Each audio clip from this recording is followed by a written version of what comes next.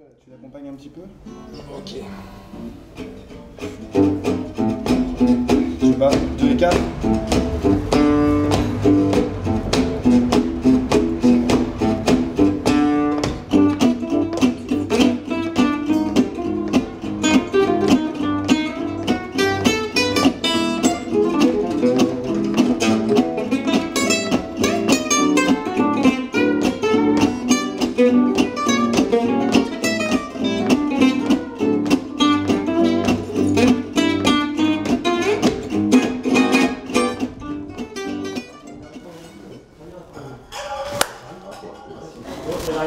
C'est toi?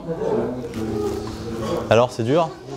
C'est dur, c'est qu'un début en plus. C'est qu'un début? Tu viens de commencer là? Bah écoute, ça fait quelques temps que je fais de la guitare manouche, Ouais. ça fait quelques mois que je connais Richard et c'est de plus en plus dur. Donc, voilà. Combien de temps il faut pour arriver à jouer comme Richard, à ton avis? Bah, je vais pas vivre assez vieux, je crois. Donc, j'ai pris un peu de retard, mais je sais pas, de toute façon, c'est pour arriver à jouer comme Richard, je crois qu'il y a le jazz manouche et puis il y a des influences et tu peux pas jouer comme Richard. Non, mais ne serait-ce que la technique, parce que ça a l'air très laborieux en fait. Enfin, je vois, tu reprends les trucs une fois, 2 fois, 10 fois, 150 fois. Je me dis que ça doit être énormément de temps en fait. Enfin, je sais pas ce que tu en penses, Richard, mais toi tu. En tout cas, la technique, c'est pas ce qu'il y a de plus dur. La technique, c'est répéter la même chose. Il faut être patient, mais tu le fais 10 000 fois et au bout d'un moment, ça va rentrer. Après, le plus dur, ça va être justement de réussir à trouver la petite mélodie sympa, le petit placement rythmique. C'est ça, c'est qu'une fois que tu as la technique, après, il faut avoir le groove. Quoi. Et là, il faut trouver le truc. Et c'est ça le plus dur. Parce que la technique, tout le monde peut l'avoir. Si tu travailles 6 heures par jour la guitare comme un fou, je te garantis que tu l'auras. Et Fred qui commence déjà à avoir une petite technique sympa, parce que mine de rien, ce qu'on a travaillé là, c'est loin d'être évident, c'est des trucs compliqués. Ben non, mais ça a l'air compliqué. Et ça fait pas si longtemps qu'il fait ça, donc c'est pas quelque chose d'insurmontable. C'est vrai que les gens lambda qui connaissent pas écoutent le jazz manouche, ou même quand tu parles du jazz manouche, c'est oh là là, à toute vitesse. Bah, c'est vrai que ça va vite quand même. C'est vrai, mais c'est un peu une caricature parce que c'était pas ça. Django, c'était pas ça. Il pouvait jouer vite, mais c'était pas ça. C'était du feeling, c'était des jolies notes. Bon, ça c'est un peu détourné avec les nouvelles générations comme nous qui voulons en mettre plein. Mais ça va nous passer. Et pourquoi vous voulez en mettre plein? Ouais, je pense que c'est un manque d'assurance. C'est la jeunesse? C'est ça, je crois. Est-ce qu'il y a des étapes? C'est-à-dire qu'il y a un moment où c'est très dur. Est-ce que c'est le commencement qui est très dur? Une fois qu'on a passé une certaine étape, ça commence à être vraiment agréable, ou est-ce que c'est dur tout le temps? Non, c'est sûr qu'il y a un truc à passer quand même sur le fait de se libérer sur l'instrument. Réussir à passer le cap du plan, du truc que tu as appris par cœur, du tout par cœur, et de réussir par moments à sortir de ça, tu vois, des sentiers battus, et de trouver les petites notes qui vont te faire vibrer grave. Et souvent, tu prends plus de pied avec 3 petites notes que tu as trouvées comme ça, plutôt que la phrase de 15 km à 300 km/h. Et ça arrive quand, ça? Ça arrive tôt ou ça arrive... Alors ça arrive quand? Moi, au jour d'aujourd'hui, ça n'arrive pas tout le temps. Hein. Ah, encore maintenant? Ouais, je le cherche tout le temps. C'est très compliqué. Mais ça passe et hop, ça s'enfuit, ça revient. C'est très compliqué. Je pense que c'est là qu'on voit les musiciens d'expérience, comme Didier Lockwood ou quoi que ce soit, ou mon père, où tu les vois, 50 ans. Il y a toute l'expérience, il y a tout le feeling, ils n'ont plus besoin de prouver, donc ils prennent du temps à réfléchir sur quelles notes ils vont mettre, quoi que ce soit, et d'un coup, voilà. Donc, je me laisse encore un peu de temps, je travaille ça. Et à partir de quand tu as commencé à être, c'est-à-dire musicien professionnel? Je suppose que tu as beaucoup travaillé avant. Tu as ton père, je suppose que tu as baigné dedans. Oui. Mais quand est-ce que tu es venu cette vocation de te dire je vais en faire mon métier? Alors, en fait, j'ai fait le collège, tout le monde. Je suis arrivé en 3e, on m'a dit bon, monsieur, c'est plus possible. Il va falloir y aller maintenant. Donc, ils m'ont proposé un BEP lutherie. Alors, mon père, il a crié au secours. Malgré que c'est super là. Et il a dit bah non, mon fils il va pas faire ça, il fait de la guitare, il en fait pas. Du coup, il m'a mis dans une école de musique à Paris, le CIM. D'accord, ok. Et c'est là un peu que je me suis retrouvé avec des jeunes de mon âge et un peu plus vieux, tous d'instruments différents, en train de faire la chouille tous les soirs en musique. Je me suis dit quand même, c'est pas mal. Et là, du coup, les 2 pieds dedans, c'était trop tard. Et donc, dans cette école, c'était une école musicale ouverte? Ouais. C'était pas spécialisé? Non, c'était tous les styles. manouche. Justement, ça m'a fait beaucoup bien. Moi qui venais de juste ce style-là, ça m'a permis de jouer avec des batteurs, des sax, des chanteuses, Donc c'est un peu ouvert. T'es quand même revenu à la base de. Je suis pas revenu, je l'ai jamais quitté. T'as jamais quitté? Ouais. Je continue de faire ça et je continuerai toujours de le faire. Je le fais avec mon père, je le fais avec mon petit frère, avec d'autres groupes aussi, mais c'est un truc que j'adore. C'est un truc que j'adore, c'est la musique acoustique. Il y a un truc qui me parle grave. Après, je fais d'autres choses à côté et j'en ai vraiment besoin de me diversifier dans d'autres choses parce que si tu fais que la même chose, pour moi, c'est difficile. C'est-à-dire les musiciens un peu connus de jazz manouche, ils font que ça? Non, pas tous. Enfin, ça dépend en fait. Ça dépend. T'as les puristes qui vont pas bouger, qui font leur truc, et t'as ceux qui cherchent un petit peu, qui vont mettre un peu de folk, un peu de rock, un peu de bebop, un peu de classique dans cette musique-là. Métisser un peu toutes ces musiques-là, mais je pense que c'est le top. Django, c'est ce qu'il faisait déjà à l'époque. Il essayait déjà de métisser. Après, quand je parle des puristes, ça va être les gens qui vont jouer dans la tradition de Django, qui vont respecter intégralement ce qui doit être fait. Donc voilà, c'est... Quand on regarde le jazz manouche, on a l'impression qu'au-delà de la musique, c'est une famille. C'est-à-dire que il y a beaucoup de concerts, moi j'ai vu pas mal de concerts de jazz manouche, on a l'impression que c'est que des amis, des gens qui se connaissent, qui jouent toujours ensemble, Ouais, mais c'est valable dans tous les styles un petit peu. Dès que tu vois, milieu du jazz, tous les musiciens se connaissent. Milieu du jazz manouche, tous les musiciens se connaissent. Pourquoi? Parce que il n'y a pas 36 000 lieux où jouer, quoi. Allez, il y en a une trentaine et on les a tous faits, on s'est tous croisés, on a tous bu des coups ensemble. Et c'est une musique où on joue avec la personne tout de suite, 3-4, tu joues quoi, tu joues ça, vas-y, on le fait. Il n'y a pas forcément de travail en amont entre groupes, et c'est ce qui rend les choses des fois surprenantes, c'est spontané. Ouais, mais est-ce qu'il faut naître dans la famille? Parce que toi, pour le coup, ton père baignait là-dedans. Non, je crois pas, mais par contre, ce qui est important, c'est quand même d'un petit peu baigner dedans. C'est pas une question de... Parce qu'il y a une culture en fait, parce qu'on a l'impression qu'il y a une culture au-delà de la musique. Il y a quelques temps, c'était réservé aux manouches, cette musique-là. Donc effectivement, là, il fallait être manouche ou être sacrément bien incorporé dans l'histoire, quoi. Chose que j'ai connue quand j'étais plus jeune avec David Reinhardt. Aujourd'hui, ça a changé. La nouvelle génération, grâce à Internet, toutes les données qu'on a maintenant, tout le monde en joue. Et bien en plus. Donc grâce à ça, on a accès à cette musique-là sans pour autant faire partie de la famille des manouches, tu vois. Quand tu dis que tu as vécu ça avec Richard, ça veut dire avec David, pardon. Plus jeune, il n'était pas évident, enfin moi quand j'avais 8-9 ans, il n'était pas évident pour un jeune gadjo, comme ils disent, ou français, d'aller jouer dans un camping avec plein de manouches, comme ça, et toi t'es là, tu sais pas trop ce que tu fais là. Et donc c'est pas une légende, c'est-à-dire qu'il y a vraiment ça existe vraiment? Les campings où justement... Bien sûr, où ça joue autour du feu et de père en fils, oui, ça existe complètement. Et David a réussi à dire, écoutez, tiens, c'est mon copain, soyez gentil avec lui, il joue bien, aidez-le, apprenez-lui, et voilà quoi. Ça. Donc t'as été adopté par la famille? Un petit peu, oui, complètement. Très bien. Et maintenant, la famille, où est-ce qu'elle est? Un peu partout. Un peu partout. Mais du coup, maintenant, je change un peu ma musique et tout ça, donc on part tous dans différents univers. Donc c'est vrai que là, j'ai un peu... Ça fait longtemps que j'ai pas passé un petit peu de temps à l'ancienne, autour du feu, et de jouer un peu toute la nuit en buvant des coups, mais ça ne serait tardé. Les grandes références du jazz manouche, c'est qui? Je vais commencer par mon papa. Ça me paraît pas mal. Donc Roman, évidemment Biréli Lagrène, qui d'ailleurs fait partie de ces musiciens qui a un peu fait évoluer ce style dans le sens où c'est pas un puriste. Il a plein de culture et du coup quand il prend une guitare dans le style, il peut te faire du rock and roll, comme de la folk, comme du classique. Donc ce qui a ouvert vachement pour nous la nouvelle génération cette musique-là. Il nous a ouvert pas mal de portes Biréli à ce niveau-là. Stucklo Rosenberg, c'est le son, le feeling un peu à l'espagnol, c'est le gitan espagnol quoi. En termes de jeu, c'est entre le Paco de Lucia et le Django Reinhardt quoi. C'est génial, c'est tellement personnel que voilà, c'est incontournable. Angelo Debar, un technicien de malade. Il y en a d'autres, je ne veux pas en oublier, mais là si je commence à tous les citer, mais la grande référence c'est Django. Ah oui. D'accord. Le patron. D'ailleurs, encore aujourd'hui. Personne n'a encore, je pense, il a composé, je sais pas, plus de 1000 titres, À l'époque, t'avais pas de heureux. Nous, on peut passer 6 heures sur un titre, alors que lui, tu vois, il avait 5 minutes et hop, hein, fallait que. Et quand on écoute ce qu'il fait en 5 minutes, on se dit ouh là là.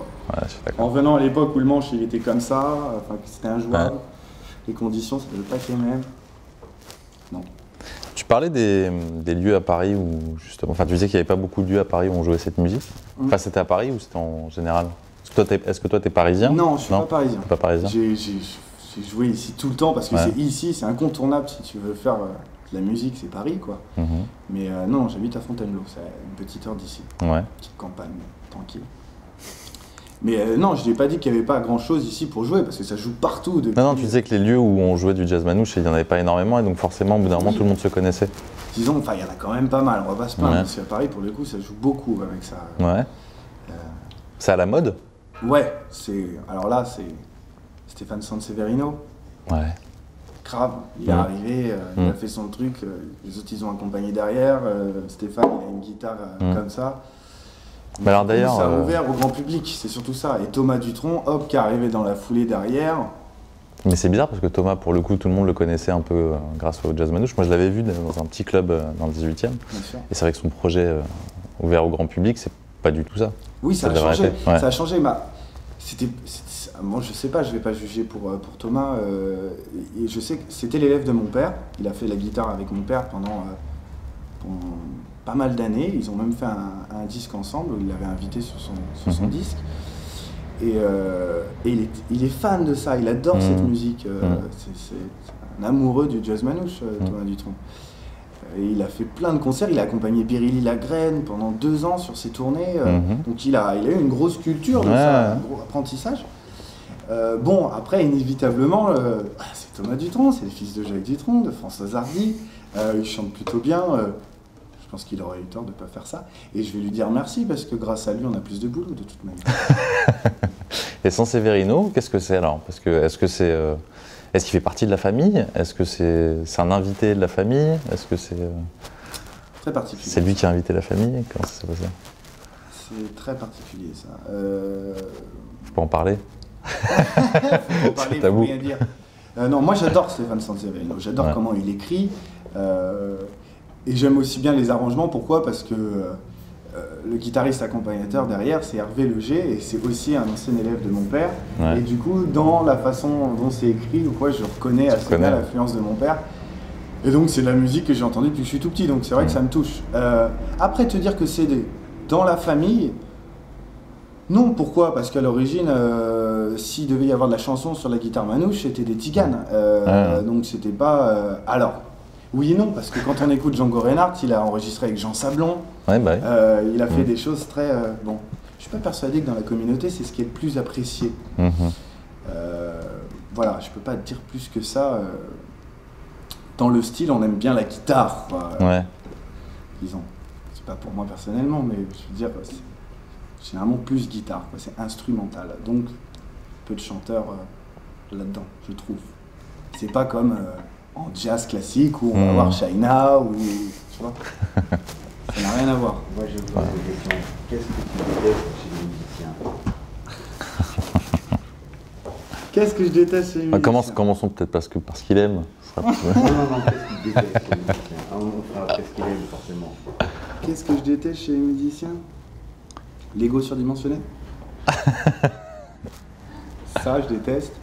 Et je déteste les gens qui ne jouent pas avec les autres. J'aime pouvoir échanger.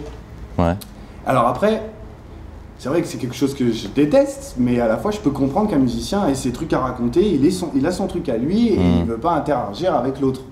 Soit, mais je ne jouerai pas avec lui parce que c'est ce que je recherche. Donc voilà, ça fait partie des... Et tu le rencontres souvent? Ça arrive, ça arrive. Oui, complètement. L'interaction, c'est pas toujours...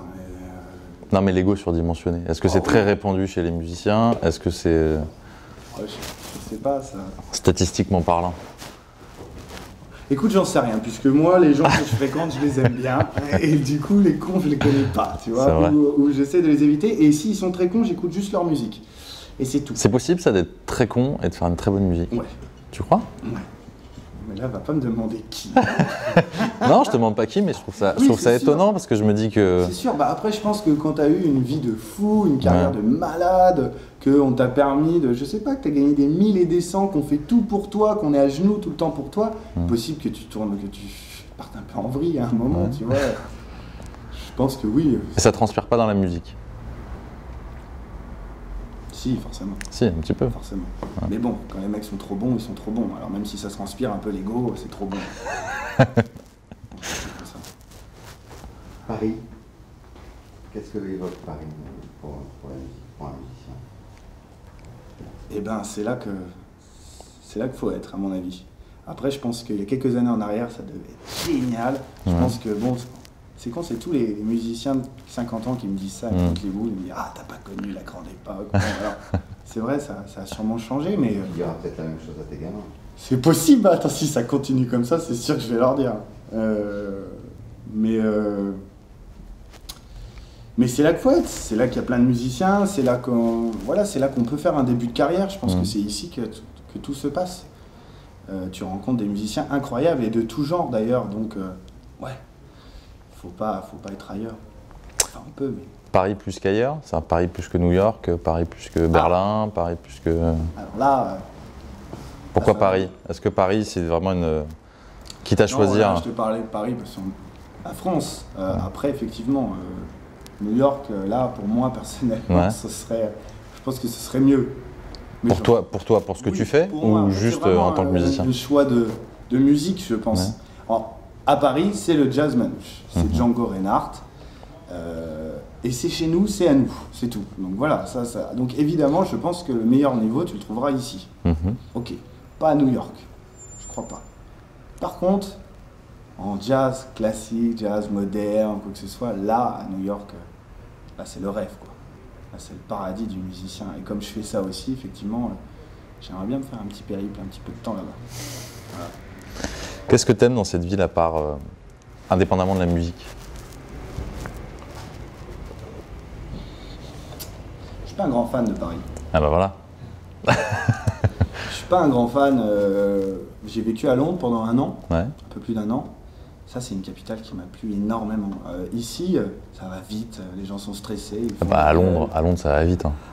Pas du tout. Sérieux? Pas du tout. Moi j'y suis allé À une Londres, semaine. Ils sont en vacances. Ils sont tous en vacances. Ils finissent le boulot, ils ont le sourire jusqu'à là et ils vont tous au pub boire une bière. C'est un autre concept. Bon, après, pour la musique, à Londres, c'était un peu moins mon... Ouais. La pop rock, j'adore, mais c'est moins ma culture. Donc du coup, je me suis pas forcément éclaté à jouer. Je me suis éclaté à écouter de la musique, mais pas forcément à jouer. Et mais au moins, ça vit, quoi. T'as un truc ici, je trouve que c'est un peu... Non, je suis pas très à l'aise. Ça veut dire quoi?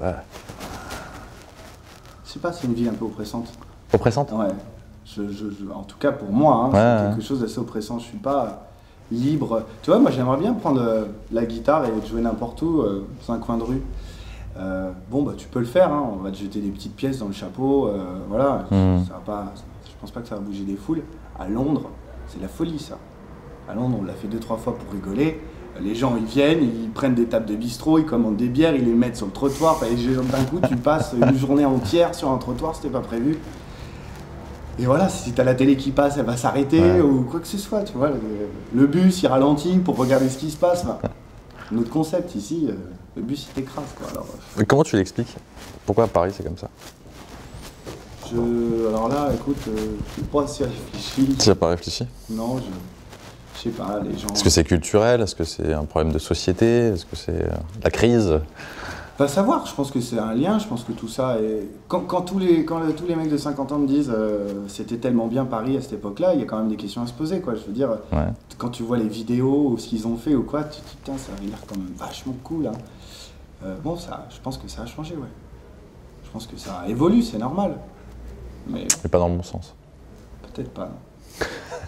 Peut-être pas. Ça Moi, va je peut-être vais revenir. te poser une question. Est-ce que pour toi, la musique est un langage universel? Ah oui. Ah oui. Quand tu sais pas parler la même langue, tu fais de la musique. Et l'autre, il te répond en 2 secondes. Ouais, c'est obligé. Et d'ailleurs, c'est ça qui... Les musiciens, pour ça, c'est génial parce que tu peux fréquenter toutes les personnes, arabes, africains, tout qui que tu veux. Les rapports sont plus les mêmes. Quand c'est en musique, c'est quelque chose ça devient très proche. C'est très très fort comme rapport, le rapport de la musique. Et ça, c'est valable aussi, par exemple, avec côté... argent, ça peut être un clodo qui va jouer dans le métro, comme un richissime milliardaire qui va t'écouter dans un hôtel. Nous, musiciens, on s'adapte à tout. Et c'est le top, j'ai l'impression qu'il n'y a pas de jalousie, que c'est quelque chose de très simple et de très spontané. Tu fais de la musique, c'est top, c'est tout ce qui m'intéresse. Merci beaucoup. Plaisir. Voilà. Tu veux autre chose, Steph? Oui, non, pas en question, non, super, je vous laisse. Je me suis permis de transition.